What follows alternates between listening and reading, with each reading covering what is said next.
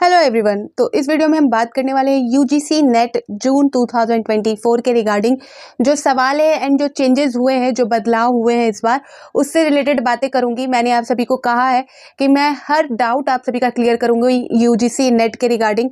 जितने भी डाउट है, चाहे वो डाउट छोटे हो, चाहे वो डाउट अभी जो चेंजेस हुए उससे रिलेटेड हो, या जो पहले यूजीसी के जो रूल है जिसमें कोई चेंजेस नहीं किया गया है उससे भी रिलेटेड हो, तो मैं वो सारी चीज़ें आप सभी के क्लियर करूंगी, ताकि आप सभी जो जून में एग्जाम दो तो आराम से फ्री माइंड होकर एग्जाम दे।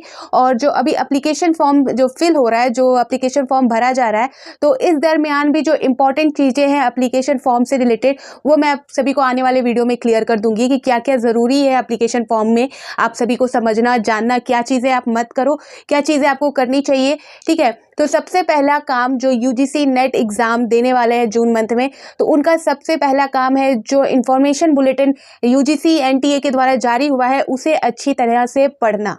ठीक है, आप सिर्फ वीडियो के भरोसे मत रहो, आप सिर्फ यूट्यूब में वीडियो या जो भी बोला जा रहा है, समझाया जा रहा है, वो अच्छी बात है, वो चीज़ आपको जाननी है, समझनी है, जो सही है, ओरिएंटेड है।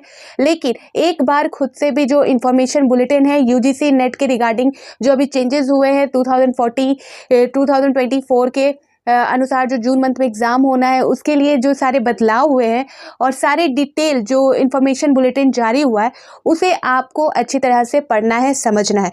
ये चीज़ यूजीसी नेट भी बोलती है, एनटीए द्वारा भी बोला गया है कि आपको एप्लीकेशन फॉर्म भरने से पहले उसे अच्छे तरीके से पढ़ना है। और अगर डाउट है, अगर उसके बाद भी आपको समझ में नहीं आ रहा, तो आप कमेंट सेक्शन में पूछ सकते हो, मैं सारी चीज़ें आपको क्लियर करती जाऊँगी। ठीक है, तो यहाँ पर जो चेंजेस हुए हैं उसके रिगार्डिंग मैं आप सभी को क्लियर करूंगी। तो जो जेआरएफ का जो एज लिमिट इस बार क्या रखा गया है, मैंने वैसे हर जो इससे रिलेटेड यूजीसी नेट जो चेंजेस हुए हैं उससे रिलेटेड मैंने बताया है आप सभी को। हमेशा हर वीडियो में मैं बोल रही हूँ कि इस बार जो एग्ज़ाम होगा ऑफलाइन होगा। फिर भी अभी भी कमेंट्स आ रहे हैं कि क्या ये ऑफलाइन होगा, क्या ये ऑफलाइन होगा। तो मे बी उनको कन्फ्यूज़न है कि जो एप्लीकेशन फॉर्म है वो ऑनलाइन है, जो एग्ज़ाम है वो ऑनलाइन है या ऑफलाइन है।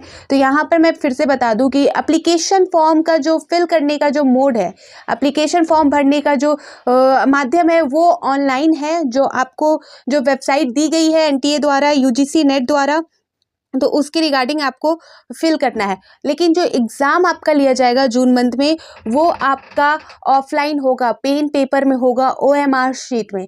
ठीक है, जिनको पता है, जो पहले जो 2018 से पहले जिन्होंने अगर यूजीसी नेट एग्ज़ाम दिया है तो उनको पता होगा किस तरह से ओएमआर शीट पर एग्ज़ाम होती है।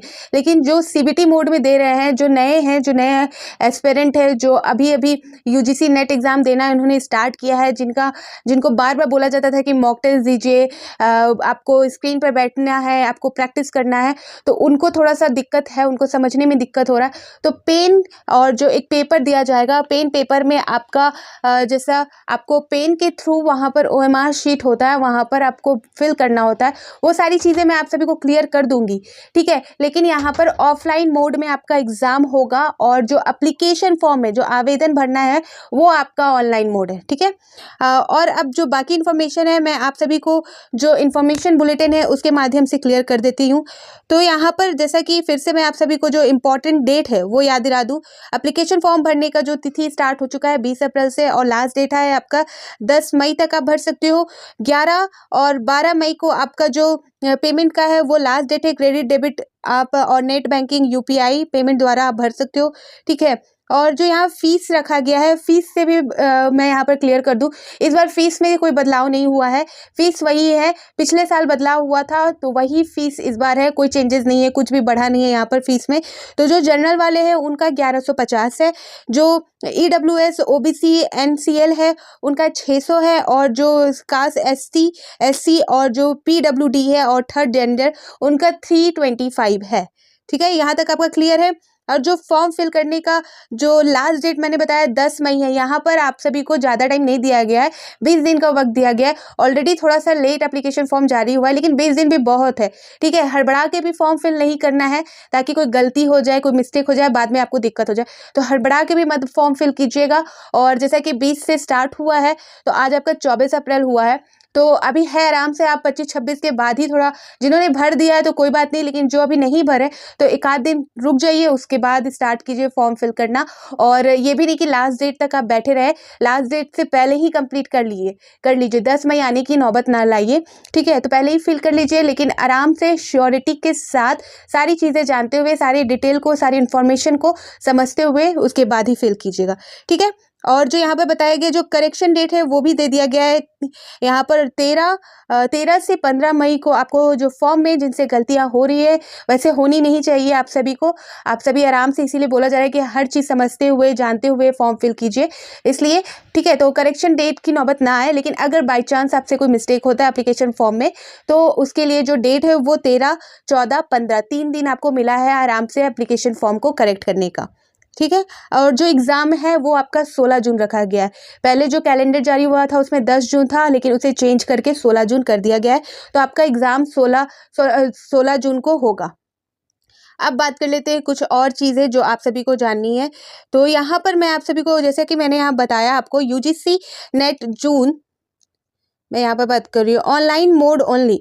तो जो एप्लीकेशन फॉर्म भरना है वो सिर्फ उसका जो मोड है वो ऑनलाइन होगा, बाकी जो माध्यम से आप करोगे तो वो एक्सेप्ट नहीं किया जाएगा, नॉट बी एक्सेप्टेड, ठीक है। यहाँ पर इन्होंने वो चीज़ क्लियर कर दी। और यहाँ पर बताया गया है जो instruction for filling online application form. तो यहाँ पर स्टेप 1 में application apply for online registration using on email ID and mobile number. तो जो एप्लीकेशन फॉर्म फिल करोगे आप, तो उसमें सिर्फ अपना ही आप जो ईमेल आईडी है और फ़ोन नंबर है, आज के टाइम पे दोनों चीज़ें सबके पास है, दोनों चीज़ों के बारे में सबको पता है। ऐसा कोई भी नहीं है जिनको ईमेल के बारे में, ईमेल आईडी जिनके पास नहीं होगी या जिनके पास अपना खुद का नंबर नहीं होगा।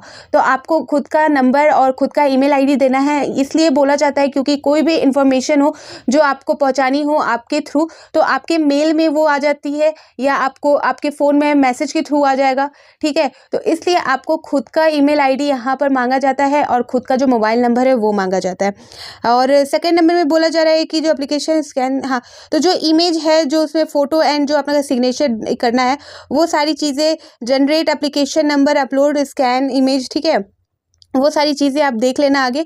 और उसके बाद जो फ़ी है यूजिंग, तो फ़ी जो एप्लीकेशन फॉर्म से रिलेटेड बताया जा रहा है कि फ़ी जो भरना होता है, पेमेंट करना होता है, वो जो यहाँ पर फ़ी यूजिंग SBI, कैनरा, फिर ICICI, HDFC bank, debit credit card, ठीक है, UPI के द्वारा आपको keep proof of fee paid, ठीक है। तो इसके साथ आपको जो फ़ी है आप आराम से ईजिली पे कर सकते हो, ठीक। अब आगे यहाँ पर हम बात कर लेते हैं, आपको इंपॉर्टेंट चीज़ें क्लियर कर दूँ मैं और भी चीज़ें आप सभी को डिटेल वाइज क्लियर करूँगी।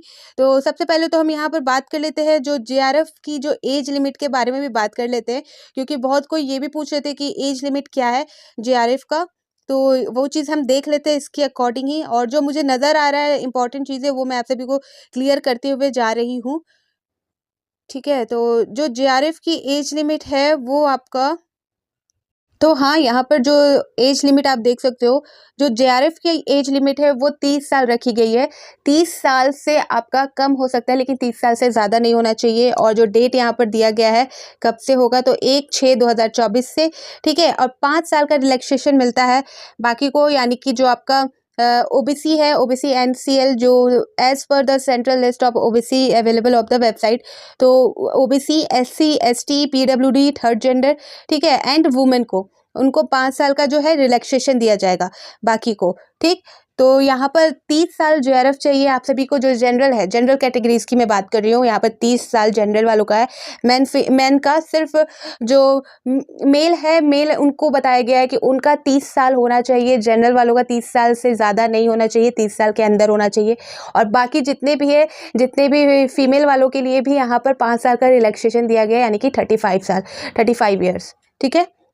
और यहाँ पर आगे देख सकते हैं बताया जा रहा है सेकेंड नंबर में कि असिस्टेंट प्रोफेसर, तो जो सिर्फ असिस्टेंट प्रोफेसर के लिए अप्लाई कर रहे हैं तो उनके लिए कोई एज लिमिट नहीं है। यहाँ पर देख सकते हैं कोई एज लिमिट नहीं है, कितनी भी उम्र के हो आप यहाँ पर उनके लिए अप्लाई कर सकते हो। कोई there is no upper age limit in applying for the UGC NET for assistant professor, ठीक। एंड थर्ड नंबर में बताया जा रहा है कि एडमिशन टू पीएचडी, तो इनका भी सेम है कि इनके लिए भी कोई एज लिमिट नहीं है, ठीक है। कोई भी यहाँ पर कितनी भी एज का हो वो अप्लाई कर सकता है।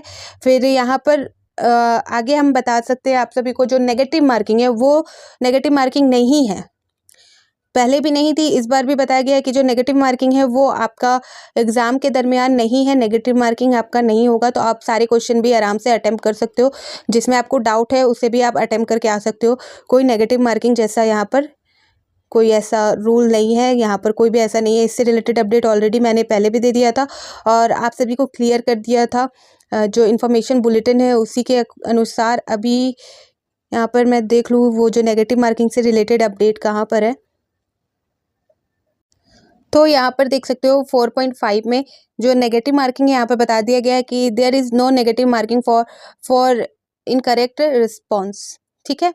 अब बात कर लेते हैं आपका कि मैंने आपका क्लियर किया है जेआरएफ के age limit, offline exam, negative marking, और यहाँ पर बात कर लेते हैं कि क्या जो नेट का वैलिडिटी है वो 1 साल का है, ठीक है। तो उससे रिलेटेड जो अपडेट है वो मैं आप सभी को इन्फॉर्मेशन बुलेटिन के माध्यम से ही क्लियर करती हूँ कि क्या है। वैसे तो मैं आप सभी को बता सकती हूँ बट आप सभी को यहाँ पर क्लियर करना है तो अच्छे तरीके से मैं क्लियर कर देती हूँ। तो यहाँ पर आप देख सकते हो थर्ड नंबर पे, ठीक है। तो जो 1 साल की वैलिडिटी वाली बात है वो सही है, बट किस वे में सही है वो मैं आप सभी को क्लियर करती हूँ। लेकिन पहले मैं आप सभी को ये बता देती हूँ कि जो 3 कैटेगरीज इस बार जून वाले मंथ में जो एग्ज़ाम होने हैं उसमें बताया गया कि 3 कैटेगरीज को शामिल किया गया उस एग्ज़ाम में। तो इस 3 कैटेगरीज का क्या रोल है, किस तरह से ये वर्क करेगा, किस तरह से हमें इसमें इसे अप्लाई करना है, किस तरह से इसे समझते हुए इसके लिए अप्लाई करना है, तो वो चीज़ मैं यहाँ पर आपको क्लियर करती हूँ। तो सबसे पहले तो आप यहाँ पर देख लो कि जो 3 कैटेगरीज है उसमें जो फर्स्ट कैटेगरी आपका आता है जेआरएफ, ठीक है। सेकंड आपका असिस्टेंट प्रोफेसर, थर्ड आपका पीएचडी एडमिशन, ठीक। कैटेगरीज 1 में देख सकते हैं award of JRF and appointment as assistant professor, पहली कैटेगरीज में बोला जा रहा है। तो आपको अगर तीनों के लिए अप्लाई करना है तो तीनों आप कर सकते हो, यस, ठीक है, तीनों के लिए आप कर सकते हो। कैटेगरीज 2 में क्या बात हो रही है कि appointment of assistant professor and admission to PhD. तो अगर आपका जो नेट सिर्फ नेट जेआरएफ अगर आपका नहीं क्लियर होता है तो आप वैसे तो सारे लोग जेआरएफ के लिए अप्लाई करेंगे जिनका एज लिमिट की बात को देखते हुए, एज लिमिट जिनका है और ज़्यादा अगर एज लिमिट है तो वो नहीं कर पाएंगे, लेकिन एज लिमिट को ध्यान में रखते हुए बाकी सारे सबका फोकस होता है जेआरएफ क्रैक करना। तो जेआरएफ के लिए अगर आप ट्राई करोगे तो आपका तीनों असिस्टेंट प्रोफेसर के लिए भी आप अप्लाई कर सकते हो आराम से, पीएचडी एडमिशन के लिए भी कैटेगरीज 1 की तहत। और कैटेगरीज 2 में बताया गया कि अगर आप जेआरएफ नहीं कर पाते हो तो आप अगर assistant professor and PhD admission करोगे तो आपका जो जेआरएफ है और जो आपको यहाँ पर स्कॉलरशिप मिलती है वो नहीं दी जाएगी, ठीक है। थर्ड कैटेगरीज आपका आता है यहाँ पर ओनली फॉर एडमिशन पीएचडी। तो पीएचडी में एडमिशन के लिए आपका जो जेआरएफ है और असिस्टेंट प्रोफेसर है वो दोनों चीज़ें आपको नहीं मिलेंगी, आप सीधे सिर्फ आप पीएचडी में एडमिशन करने के लिए आप अप्लाई कर सकते हो आगे जाकर, ठीक है। तो ये 3 कैटेगरीज है। तो यहाँ पर बताया गया है कि बाकी चीज़ें सही हैं, जो पहले जो था रूल्स वो सही है। यहाँ पर आपका जेआरएफ और नेट, ठीक है, जेआरएफ और नेट के लिए जो ये आपका वैलिडिटी है नेट का एग्ज़ाम का वो लाइफ टाइम रहेगी, ठीक है, लाइफ टाइम रहेगी। लेकिन ओनली फॉर पीएचडी जो सिर्फ पीएचडी में एडमिशन लेने वाले हैं उसके लिए जो है उनके लिए जो नेट की वैलिडिटी है वो 1 साल की है, ठीक है। यहाँ पर नेट की जो वैलिडिटी होगी वो 1 साल की होगी। यहाँ पर मैं आप सभी को दिखा दूँ जहाँ पर बताया गया है कि वैलिडिटी 1 ईयर, हाँ, तो यहाँ पर आप देख सकते हो, यहाँ पर for admission to PhD the marks NET by the candidates in the category 2 and category T will be valid for a period of the 1 year for the date of declaration of the result of UGC NET, ठीक है। तो यहाँ पर सिर्फ आपको जो PhD में admission के लिए फॉर एडमिशन, तो उनके लिए नेट की जो वैलिडिटी होगी वो रिज़ल्ट के 1 साल तक रहेगी। जब रिज़ल्ट अनाउंस हो जाएगा उस दिन से लेकर नेट 1 साल तक ही आपका वैलिड रहेगा। बाकी जो असिस्टेंट प्रोफेसर एंड जेआरएफ की बात हुई तो उनके लिए लाइफ टाइम ये नेट वैलिड रहेगा। ठीक है, यहाँ पर क्लियर हो गया आप सभी का ये डाउट भी। ठीक, मैंने जीआरएफ, असिस्टेंट और पीएचडी वाली कैटेगरीज भी आप सभी को क्लियर कर दी। अब भी इससे रिलेटेड कोई डाउट है या और भी इन्फॉर्मेशन आप सभी को जाननी है तो आप कमेंट सेक्शन में पूछ सकते हो, मैं आंसर ज़रूर दूंगी। और भी इंपॉर्टेंट चीज़ें मैं आप सभी को क्लियर करते जाऊंगी। ठीक है, तो फिर मिलती हूँ नए अपडेट के साथ, तो बाय बाय।